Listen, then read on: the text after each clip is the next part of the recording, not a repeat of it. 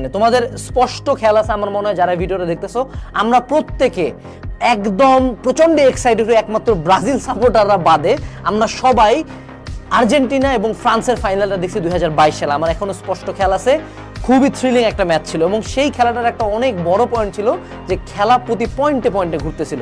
পুরা টাইম জুড়ে একরকম খেলা হয়েছে, লাস্টের দিকে যে ফ্রান্সের একটা গোলে একটা খেলা চেঞ্জ হলো, দেন পেনাল্টি হলো, পেনাল্টির মধ্যে 2টা পয়েন্ট ছিল, যে 2টা পয়েন্টে খেলাটা পুরাপুরি ঘুরে গেল।